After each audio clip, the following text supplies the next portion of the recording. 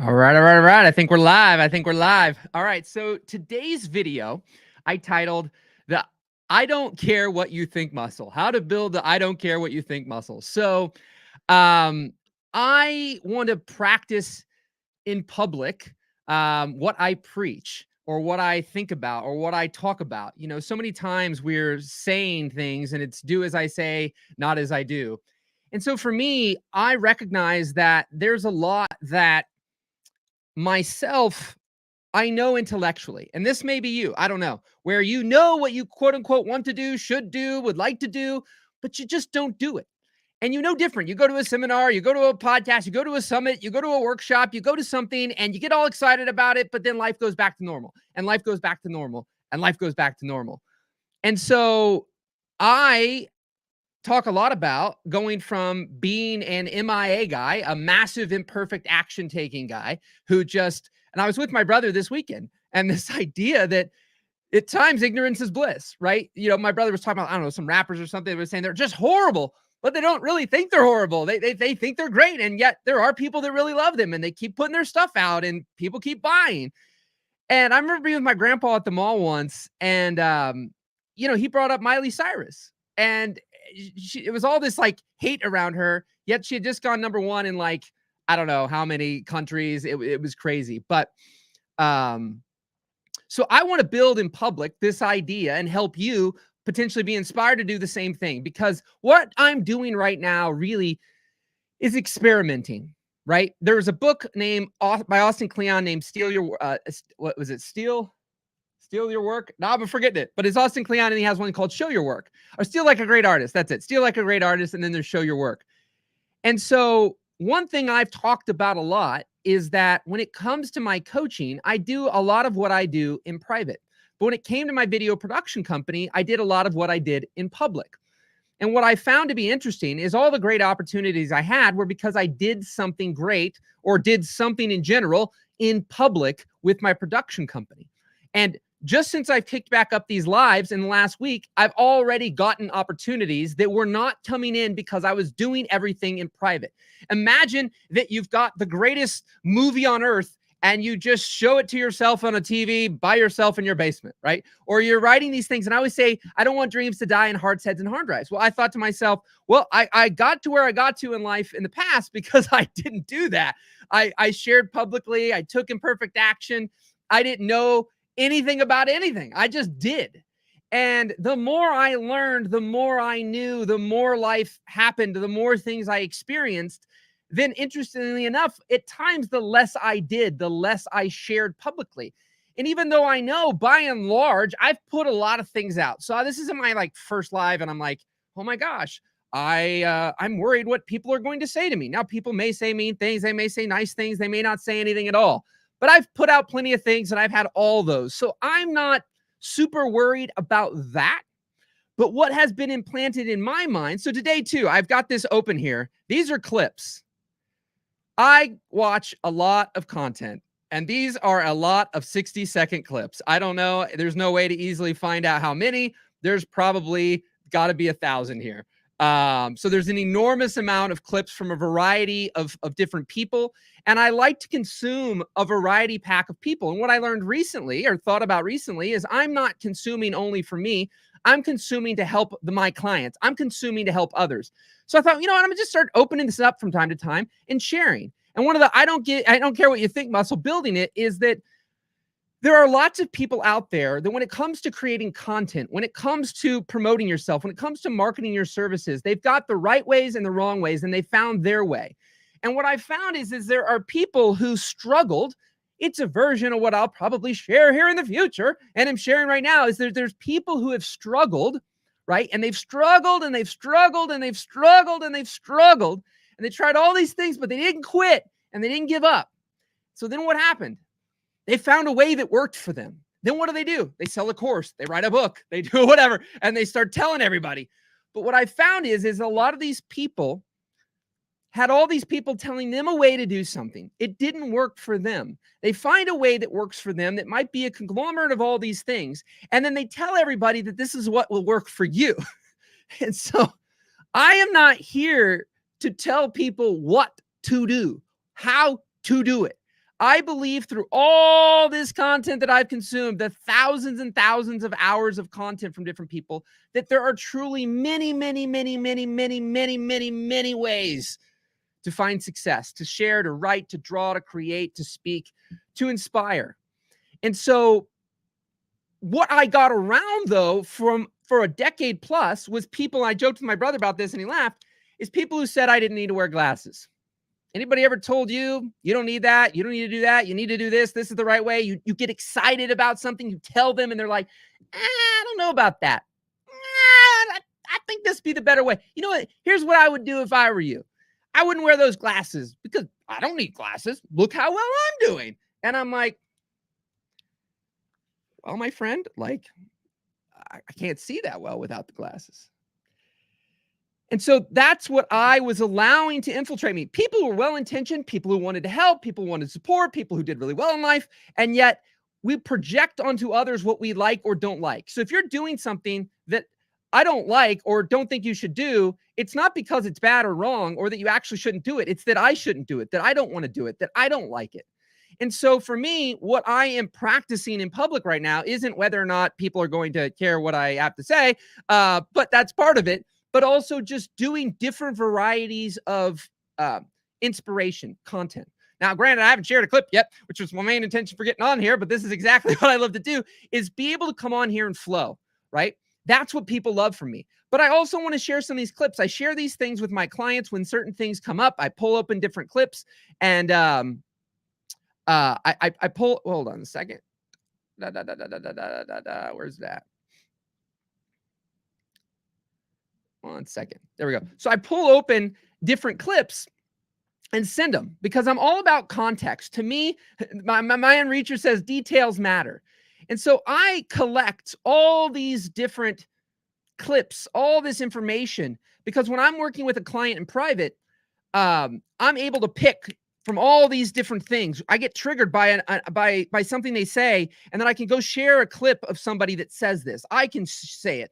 And it really is a powerful thing. So I wanted to get on here today and experiment with sharing some clips, seeing what happens, right? That's what I want to encourage you to do, is share things, do things, try things, experiment, and toss the things that don't work, right? We don't have to be so locked in and committed. And that's what I did in my life to succeed originally, was I followed my curiosity. I experimented. I took imperfect action. I tried things. As I tried things, I found things that worked and I found things that didn't work.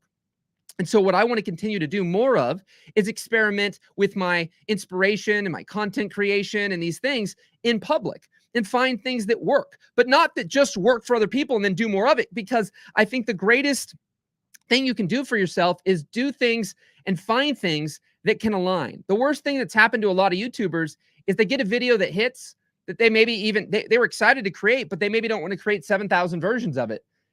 And then that's what they get, quote unquote, stuck doing.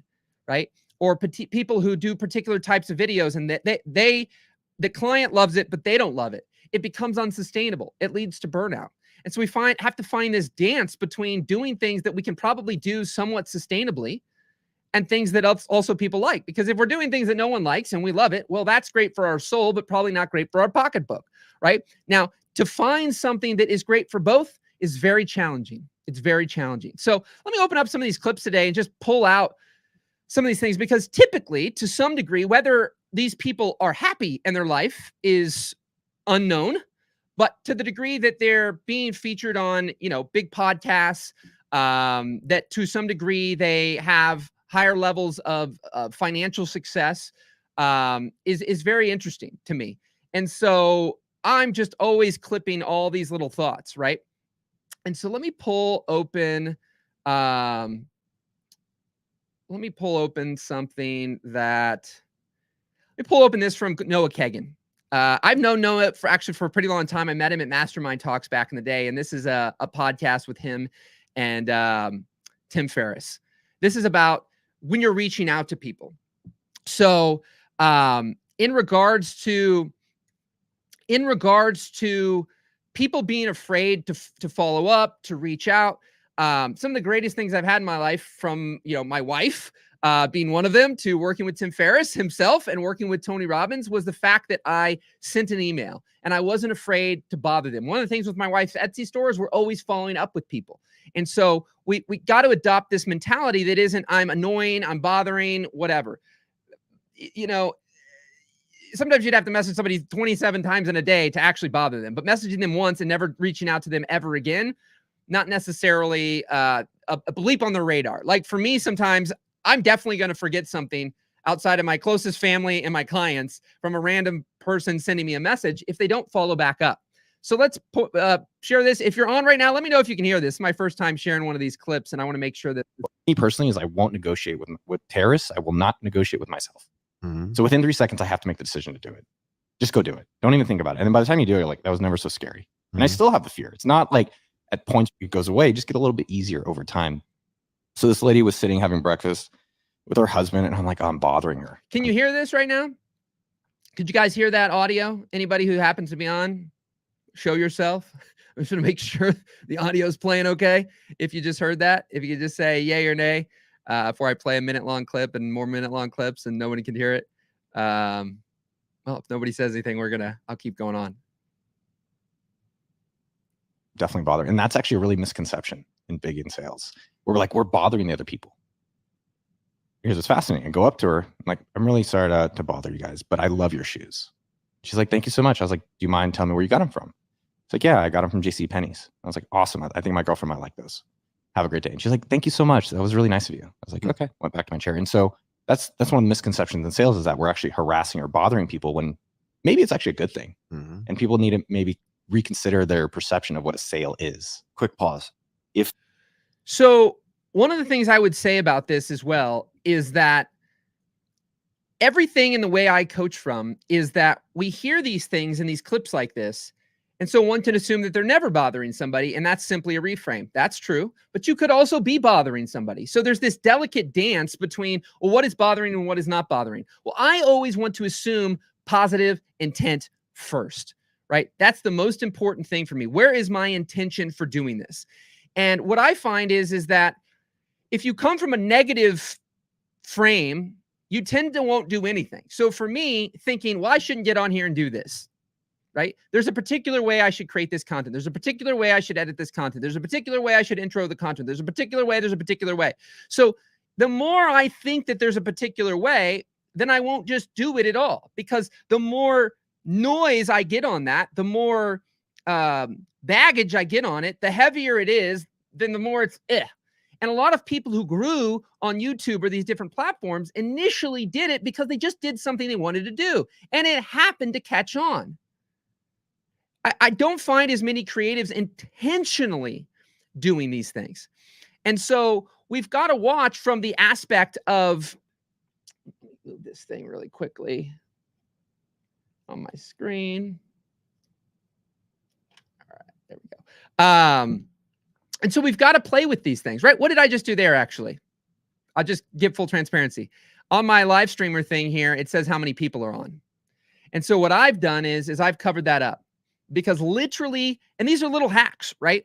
Literally, it is a trigger to see how many people are on. The more people are on, I'll tend to definitely stay longer. The less people are on, typically if it's just nobody, then I'm like, well, what am I doing here, right? Knowing that somebody can watch this afterwards. But I like to do it live simply because for me, all the extra steps to get this content online are things I may not do, and especially without help. So something I talk about is the Red C: reduce, eliminate, delegate, collaborate. Especially for neurodivergent people, ADHD people, which I'm going to go back here for a second to the clips. This guy, I just found this app called Speechify, and it's absolutely incredible. And, you know, there's so much great stuff there. And what's one I'm going to say? Give me more you receive. Here's one. Engaged with me because they wanted to recruit me to the company potentially. And I sent them this video of me pitching this product that was really good, but still, like, I don't care. Like, in my opinion, you know, it's a great thing for Jack to be friends with me, because I will introduce him to a bunch of other cool things in his life. Yeah. And that's the frame that any of you guys listening to this should have when you interact with a new person. You know, none of it matters. It just matters, like, do you come into things with good intention? And as long as you give more than you receive, which is what you should try to do all the time, your life will be amazing. And here's the So give more than you receive and your life will be amazing. So I love this because really that has been something that I have always done. People have asked me, what was my intention with reaching out to Tim Ferriss? What was my intention of reaching out to Tony Robbins? People go, is this somebody that I should reach out to? And I go, well, that depends. When I reach out to these people, I didn't reach out with an intention to get something from them, right? And so I think that there's at times a at times there's this tit for tat, especially in the creative space, right? And the problem is because a lot of creatives get asked to do things, right? Somebody sees you doing video, photography, design, whatever, and then somebody comes to you and go, I got this big audience, I've got all these plans, I've got all these things, and they want you to do something.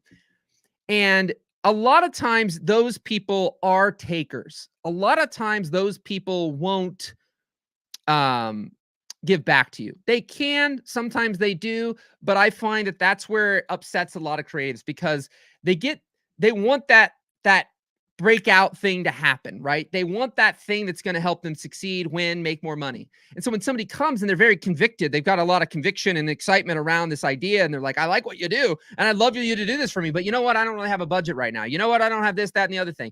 Most of that doesn't turn out. And what happens is it creates an expectation in the creative that if they do this thing, they're going to get something. And typically what they're going to get is not the doing of the thing, it's the thing that they're going to get from doing the thing, if that makes sense, right? So if I go do this thing that I maybe didn't want to do, wasn't excited to do, wasn't thinking about doing, but it's something I'm capable of doing. So you go and do this thing for somebody, but the promise from the person you're doing it for is that they're going to do something for you. They're going to give you more business, give you more leads, give you more opportunities. They're going to pay you. They're going to give you people that are going to pay you. Well, when that happens, right? When you go and do that, and that's the expectation in your mind, then of course you're upset, disappointed, discouraged, frustrated when that doesn't happen.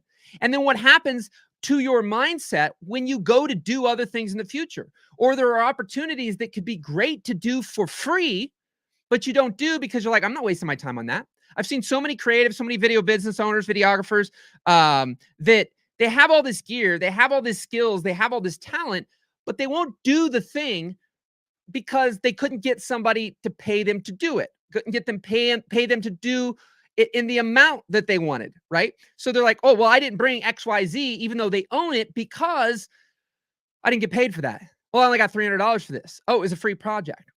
And then what they can't figure out how to do is they want $5,000, $10,000. They want a lot more than they're currently getting.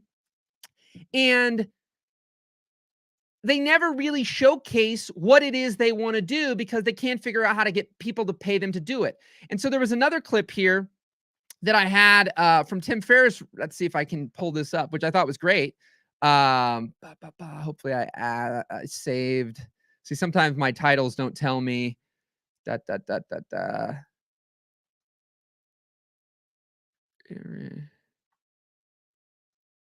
Here we go. Triple underscore the free work piece because there's a lot of righteous indignation online about this. Crops up a lot with like spec work on behalf of artists and things like that, where it's like, like I'll never work for free. Like people are being exploited, blah, blah, blah. And there are cases where that's true. Everything I have done has been built on free work. If I look at all of my biggest wins, I can't think of a single exception in the sense that first job out of college. Why did I get that? Because a guest speaker who was the CEO, a young guy, came in, talked to our class. I wrote my entire term paper on that business because I wanted to do a free competitive analysis and show how valuable I could be to the business. Right? I wrote my entire term paper on that. Free work. Right? If I look at 4-Hour Workweek, how'd that come about? Guest lectures twice a year, tons of prep, took it super seriously, got right. And I only save out 60-second chunks. So ultimately, Tim's career was built on free work. Ironically, a lot of my video career where I made the most amount of money was built on the fact that I did a free video for Tim. I did a second free video for Tim. And I never got paid actually from Tim, but leveraging the opportunity to work for him and then showcasing that work led to an enormous amount of paid opportunities. But I treated those as I treated the majority of the things that I have done in my career, with whatever skill set I'm capable of, I want to do, right? I want to be proud of what I create. So if I'm capable of a 2 right now, I'm not going to do a negative like job. I'm going to do the 2. But if I'm capable of a 10, I want to do a 10. If I'm capable of an 8, I'm going to do an 8. I'm going to do whatever I'm capable of. And I'm going to make sure I say this too. I definitely want questions, feedback. I know I was on here the other day and I had a chunk of people on, and then it's like there was a whole bunch of comments at the very end when they, saying thank you when I was done. But they were all just kind of lurking. Please leave comments, interact, send me messages. I want my ultimate goal with all this is to create from you. And that's what I'm playing around with even right now. I want to do some of these. I don't know how often I'll do them. I'm kind of playing with different things right now whilst I get to a place where there's a lot more people available so that I get a lot more Q&A and people in the chat and potentially wanting to be pulled up on camera so that I can do coaching, because that's really my sweet spot. But these clips are part of my coaching. So I wanted to play around with this as a part of the I don't care what you think muscle. Like, I'm just got to practice. I want you to practice. What is that thing for you? So yeah, with the free work, it's just something that has been a big competitive advantage for me. But there's good free work and bad free work, right? And so the bad free work typically is the work that you're asked to do by somebody else who's promising the moon, the stars, and the universe, right? Because I find that, again, most of those people are takers, and most of the time it sets an expectation in your mind that you're going to get something rather than just the act of doing the thing that you may enjoy. And so if just the act of doing it isn't worth it to you, and you're only doing it because you think you're going to get something, you're going to probably set yourself up for disappointment. See, when I went and did the Tim Ferriss video, I wasn't doing it expecting anything more than to meet him, which happened. But I wasn't doing it because I thought it was going to make my business something other than it was, that I was going to succeed on all these incredible levels and it was going to take me all these places. Excuse me. I just sneezed. I just did it because I wanted to meet him. I wanted to give back, right?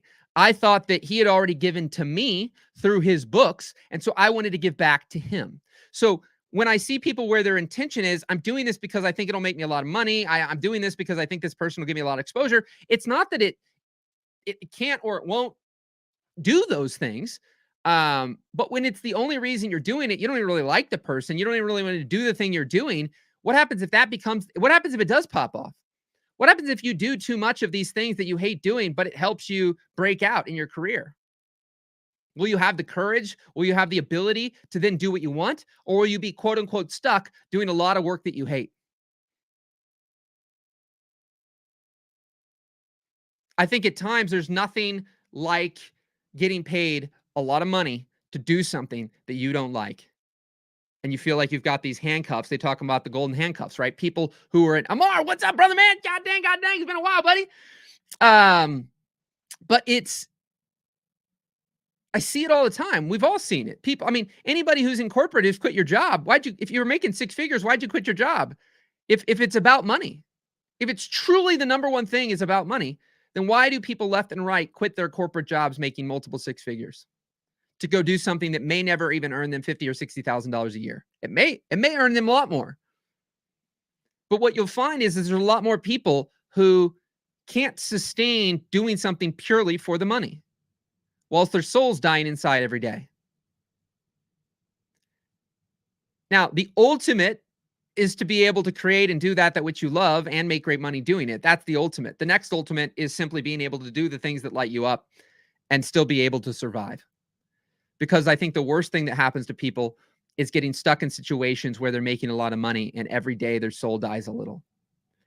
And my goal with what I'm doing here is to continually experiment in ways that allow me to speak in public and share in public and help in public the people who I will never get to coach one-on-one, I will never speak to one-on-one, I will never get to work with in private, I will never get to meet, I will never know that you exist.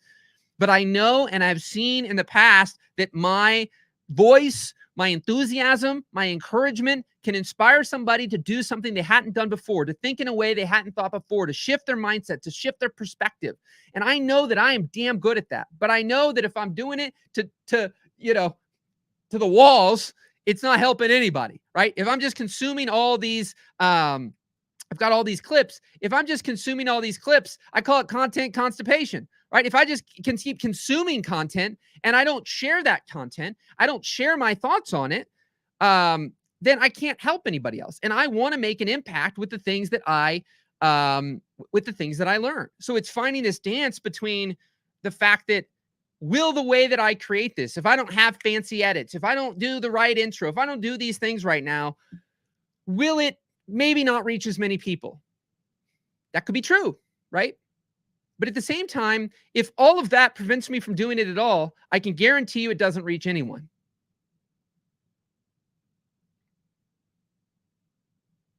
So there could be a better way, but just because there's a better way, if you won't do that way doesn't work. That way is not better. I've seen so many people who are pursuing paths that have the potential to make a lot more money, but simply because you're not genuinely excited or interested or whatever in that path doesn't give you the potential it has. You know, it's back to one size fits all versus what size fits you. All I care about is finding what fits and works for you. It's like a custom tailor. Like, you know, I want to be able to get clothes that fit you really well, that you feel great in, right? I want to get you a life that you fit really well in, that feels really good, right? Versus you creating a life that is so out of whack and so out of balance that even though one area is amazing, all other areas suck. Right now, there's always going to be this ebb and flow of balance, but to the degree that we get so out of kilter, and sometimes we're following people, right? I love Alex Hormozi, and people bring him up, and people share these quotes and different things, and I have as well, and I've got clips from him as well, and I love listening to him. But I have to listen with a lens from all these people that I know there's other people listening to these people who take things far out of context. So sometimes we're listening to people, we've got a wife and 5 kids, and we're following somebody who doesn't have any kids, has no family, has a wife that works in their business doing the same thing, and they work 14 hours a day combined. Now, it doesn't mean you can't take little principles and little nuggets out of that. But again, it's kind of like saying, I don't need to wear glasses because you don't need to wear glasses. Well, no, I'm going to have to make some tweaks and adjustments. And if you wear glasses, I guarantee if you put my glasses on, they won't work that well because these are custom to my eyes, right? And so the thing is everybody talks about scale, which I think I have a clip here that I was, here's one from Ferriss around scale. I love this. Very first episodes of Masters of Scale that Reid Hoffman did, he interviewed Brian Chesky of Airbnb. And it's a great episode. And one of the key tenets in the beginning for Airbnb was do things that don't scale. And those things tended to be highly manual, helping people take photographs of their places. And what they learned then led to a lot of what we've seen. 100%. I mean, even think about yourself. I hope I recall correctly. I thought you super responded to everyone super early on. I recall you in the comments on your blog. Oh, in the comments when I was building that community, for sure. I was highly responsive in the blog comments. You were. I remember that. It stuck out to me. And that's exactly, if people are like, well, how do I like have high touch and how do I do things at scale? That is literally it. So for me on YouTube, I still reply to my comments. Not every single one now because there's a lot, but I reply to them. And guess what? When you get that message that someone actually connected with you, and this is great, especially if you're at 1, 2, 3, 4, 5 customers. So there's something I love, right? Like at times we're seeing people where they are and repeating their behaviors and their actions when what got them there is not what they're currently doing most of the time, right? Most of the time, what people are doing is completely different than what they did to get there. And so right now, when you look at Ferriss, he's not in replying to any comments. I don't think ever. I don't even know if his team does. But when he got started, he was to build this community, right? But this whole idea, and I think I have one more video about from him in regards to, here's another one, do things that don't scale. I was highly responsive in the blog comments. You were. I remember that. It stuck out to me. And that's exactly. Actually, that one, was it another one here? Nope, I already had that one shared. So, but that's the thing. And they talked about doing these other things that, you know, don't scale at times. And I don't save every single clip, so there's things in my mind, but they were having this aspect where at times everybody scale. I want to see, I know what the one was. Here it was. There we go. This was it. $100 billion company. There's a few things that have stood out from chatting with them. One, none of them became billionaires within 20 years. Not one. Like not paper money where it's coming up and down super quickly, or crypto billionaires where it can go away. It took a long time. Long time. Number two, they all got rich. And this is kind of, people know these things, just like you said, like deathbed people know to spend more time with their family, but they don't do it. This is another one. They all got rich in one way. Just one thing. John Paul DeJoria, just Paul Mitchell hair care. Then he able to do it again, which is, we can talk about that. There's something there. Kinko's, just copiers. Larry Janeski, just basements. Right? Michael Hudner, just ships. But all of us are like, no, I'm going to diversify. But then you think about all these people, it's like, they just did one thing. Two other things I would comment from billionaires, 2 to 3. They're all entrepreneurs. They weren't W-2 employees. Okay. So I love this because he brings up the employee thing, and I keep seeing a lot of videos. This other guy, Austin Kleon, the Show Your Work and Steal Like an Artist, he talks about literally being an employee. And so there's another thing, right? Like he's trying to say to be a billionaire. Well, what I found through a bunch of surveys when I worked for different companies, and we've got thousands of people, on calls and things, is that the average creative, the average creator, the average YouTuber, and I don't want people necessarily to be average. I'm not about preaching average. But so many times we're, the whole shoot for the moon, at least you'll hit the stars kind of mentality, is that we hear these things like $1 billion, right? And they were all entrepreneurs. Sure. Most people probably aren't going to be multi-gazillionaires being a W-2 employee. I understand that, right? But what happens is there's a lot of people who weren't quite built to be an entrepreneur, who are stressed out of their mind each and every single day attempting to be one because they think that's the best way to make money. And what I've seen in watching these is there's people who think that is, truth, but there's people who don't. There's people who are retired at 45 who are now living a life that people want, but they didn't see their prior life, but they were building their thing on the side whilst they had their job. There's no right or wrong way to do this. But what I love is this I've seen that as a theme a lot, right? At times, there are people who diversify and do well, but not a lot, not as many, because I always bring up like lighting, right? Like if I get closer and closer and closer to this light, the more and more it's going to kind of blow out my face, right? You can't see that. Probably God knows what that did. But the further I get away, look, it gets darker and darker and darker because I'm further away from that light. There's a light right here, right? And so the thing is people at times are following people who are using a laser-like focus, a laser to get a result, right? And the problem is you're using diffusion, right? You're using a soft light. So this is a soft light. There's no harsh shadows behind me, right? But if I go into a basement that's pitch black and I take a laser light, it ain't going to do much for me, right? I'll be able to narrow in on one particular thing, but it's not going to light up and illuminate the entire room, right? I think I did this the other day. I think there's like 14 lights in my office. Like right now, there are 2 lights and one above me lighting this setup, right? But there's one like probably not even arm's length away that's kind of illuminating in front of me, right? And so the thing is at times we're following people who are operating like a laser, and we're not operating anything like a laser, and we're disappointed that we're not getting the results that laser-like people are getting. And it's like, well, what you're doing is not wrong, but again, the expectation you're putting on what you're doing is, meaning you're trying to get laser results using diffused light, or I'm using diffused light trying to get laser-like results, right? Vice versa.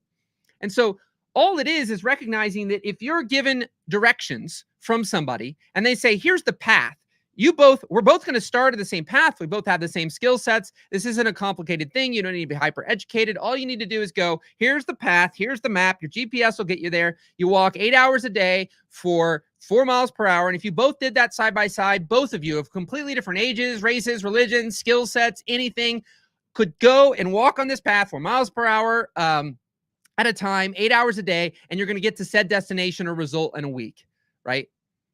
So the problem is that there are people who then do that 4 miles per hour, 8 hours a day for a week, and they get to the result. And then there's other people who have the same instructions, have the same everything laid before them that could ultimately get a version of that result if they just did that thing. But they're like, you know what? That's pretty cool over there. I'm going to go over there. Oh, you know what? Wait, where I started was cool. Wait, I'm going to go over there. Oh, look at that.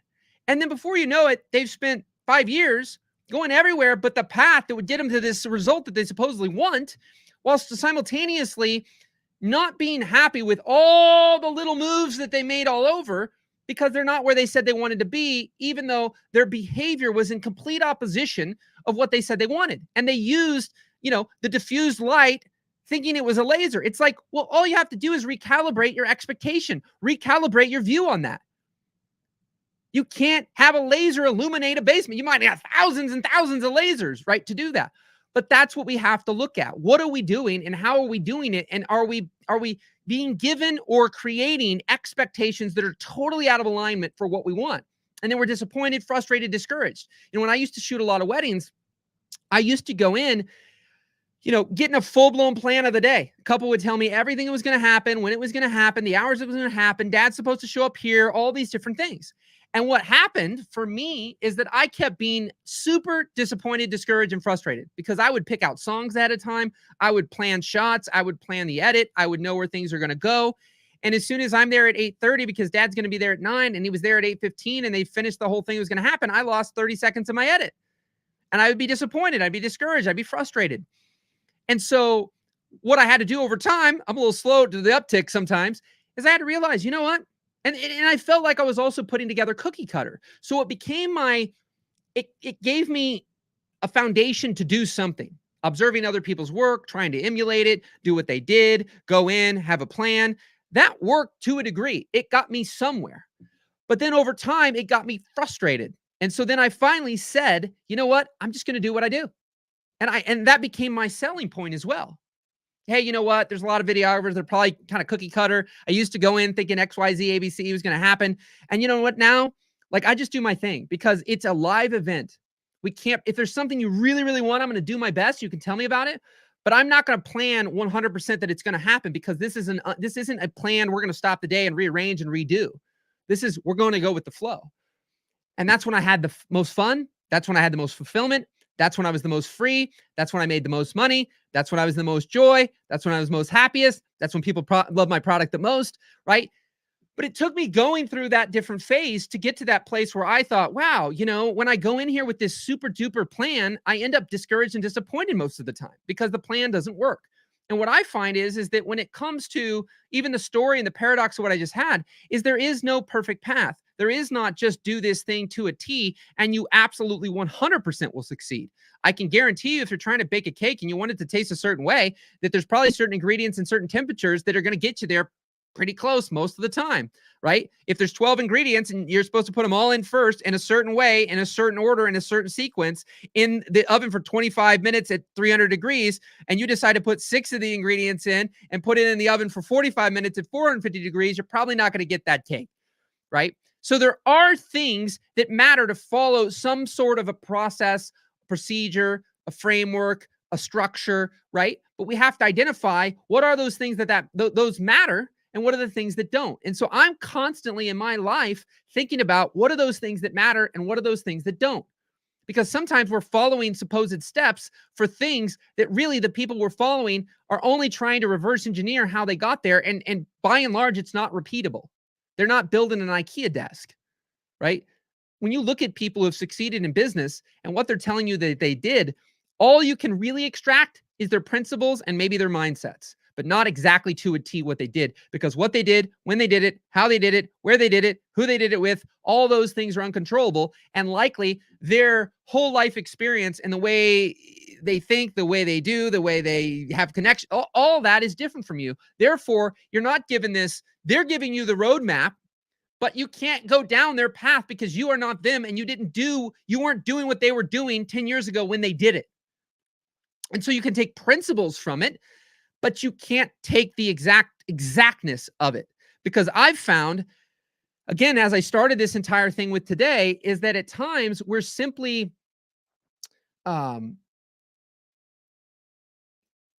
we're following right and wrong ways to do something. And to the degree that it does or doesn't align with you will be to the degree you do or do not show up. So for me, thinking that there is a perfect way to create this content right now and to put something out that might inspire someone, impact someone, make a difference, help shift their perspective, I have to find the way that works for me, because just because there's better ways to work it, if I won't work it, it won't work.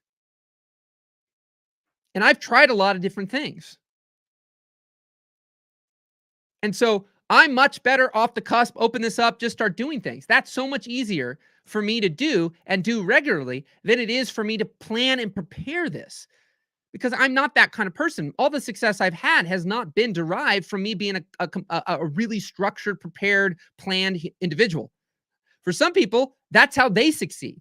And when I learn from people who succeed that way, when you learn from somebody who is a complete opposite and you're trying to emulate them to a T versus take their principles, right, their mindsets, their attitudes, their perspectives on things, that is great stuff to learn from just about anybody. I like to learn from a variety of people. I want people I would never want their life. I don't want anything to do with what they do or how they think, but I can learn something, because when I consume this, I have clients that I can pull from who are consuming from these people. And so I can help shift their perspective to something that's empowering rather than disempowering, because a lot of people are very black and white, linear thinkers at times, right? So they see things this or that, either or. Well, that can be an advantage. I find that most times it's a disadvantage, because if the way that you've got in front of you isn't working, then you don't see any other ways, because the other way you don't want to do. And so for me, I'm getting back to a place of the MIA though again, and recognizing there's lots of ways to do something. I intellectually know that, but getting on here today is a practice of that, because I have to rewire my mind to know that it's okay to do things my way. I've done it in the past. I know it intellectually, but it takes practice. So getting on here today is a practice of that muscle, right? So what can you do today that you need to practice to build that muscle? That muscle that I don't care what you think, that muscle that I'm going to do it my way, that muscle that says I can create things I want to create. I can do in business what I want to do. Because if you're so paralyzed in overthinking the right ways to do it, but it's preventing you from doing it, then it's not working. If the courses and the programs and step-by-steps that you're buying are preventing you from acting, then they're not working. It doesn't matter how well they work for others. It doesn't matter how great they are. If you won't work it, it won't work. And so what I've found is that I can have all these great things, but if I won't do it, it doesn't matter. And so continuing to practice. I'll give you one final thing. I'm probably going to break here today, so anybody has any questions or anything, but and be sure to reach out. If you need personal support, I have something called Coach Your Pocket. It's like a personalized private podcast for you, right? So rather than me talking to everybody right now, I'm talking to someone. I'm talking to you. And so you can reach out. You can send me a message anywhere on any of the platforms that you're listening to. You can leave me a comment. We'll get you a link. You can go to themindmechanic.net and you can contact me there. There's many ways to contact me. And so just reach out if you're wanting help and you're wanting support in your endeavors. I will help boost you up, give you a jump start, give you clarity, give you confidence, give you direction, help focus you, help brainstorm with you, and get all the crazy thoughts that are in your mind and get them narrowed down so you can do something that you're going to do. That's all I want. I don't care what people do. I just want to help them do. I want to help them take action. And so one of these things that I've brought up over and over again, and sometimes it's better to repeat than it's better to learn something new, is that part of this for me is like the backwards bike again. Part of this for all of you, whatever it is that's holding you back, whatever it is that's not working, and you know that there's something else that could work and you know what it is, then you have to start doing it and doing it and doing it and doing it and doing it until it becomes automatic, until it becomes autopilot. Because ultimately, what happens is the intellect, perfect example, there's something wrong with my garage right now. And literally, we're backing out, and this one spot where I flip around, I always hit the thing to close the garage door. As I'm backing out, I'm telling my wife, I got to be careful to not hit that button. And my arm goes right for where the garage door button is, because it's like autopilot. Every time I pull out of the garage, I do this motion. I don't even have to think about it, right? Imagine if you had to think every time that you needed to speak, eat, walk, talk, do anything, right? It'd be a pretty challenging life if every day we had to relearn how to do things. And so a lot of people get in autopilot. We're walking zombies. And we have to be intentional to overwrite what's happening there. The problem is we don't know how long it'll take to get it back to something that may be better for us, that'll work better, that'll be more empowering, et cetera, right? But you have to practice doing the thing. So me getting on here and doing things like this right now is practicing, right? And then at the same time, the goal is to hope that impact someone, right? But I can promise you there's been more opportunity getting on here and doing this than not doing it at all already. And it's only been a week. So what is that for you? Where can you practice more? Where can you go public more? Show up more, write, design, draw, speak, create, right? Video. What is it that you can do that will make, because it feels good to do this, right? And I know that I'm rewiring my mind. I know I'm rewiring my thoughts. I know I'm doing something to build a practice and get into a new autopilot that says, just do you, just share. So rock and roll, my friends. Happy Monday. This is a Monday as I'm recording this. I appreciate you being here, and I look forward to hearing from you and any questions that you have. Again, I'm going to do my best. I got to remember to keep saying this, but I want this content to be created for you, from you, right? So the more you can ask questions and reach out and let me know things, then I can continue to personalize this for someone, and then it'll affect that someone plus some more someones. Because I know everyone can speak for someone, but someone can't speak for everyone. And so right now, just got to get in the practice. You can't have people show up if you don't show up. So I got to show up. So rock and roll, my friends. Have a great day, and we'll talk soon. Take care. Bye.